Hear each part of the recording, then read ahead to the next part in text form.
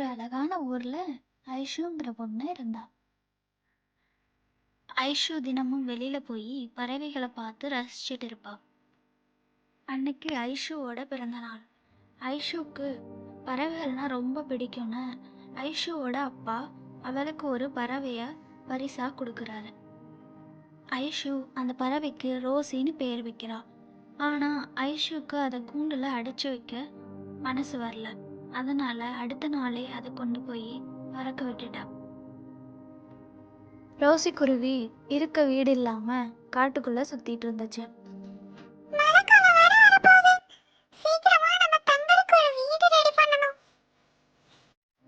Rousey குருவி வீடு கட்ட இடம் தேட ஆரம்பிச்சிச்சு.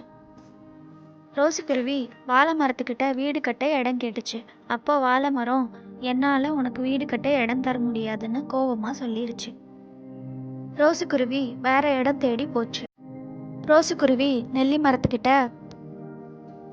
நெல்லி மரமே, எனக்கு வீடு கட்ட இடம் தர முடியுமா? ஆனா நெல்லி மரம் இடம் தர மறுத்துருச்சு. ரோசி குருவி இடம் தேடி காடு பூரா அலைஞ்சிச்சு. கடைசியா ரோசி குருவி ஆலமரத்துக்கிட்ட வந்துச்சு. ஆலமரமே, எனக்கு வீடு கட்ட இடம் தர முடியுமா? ஆலமரம் ரோசி குருவிக்கு வீடு கட்ட இடம் கொடுத்துச்சு. ரோசி குருவியும் மழைக்காலம் வர்றதுக்குள்ள வீடு கட்டி முடிச்சிருச்சு. பெரிய புயலும் மழையும் வந்து வாழை மரம், நெல்லி மரம் எல்லாமே சாஞ்சிருச்சு.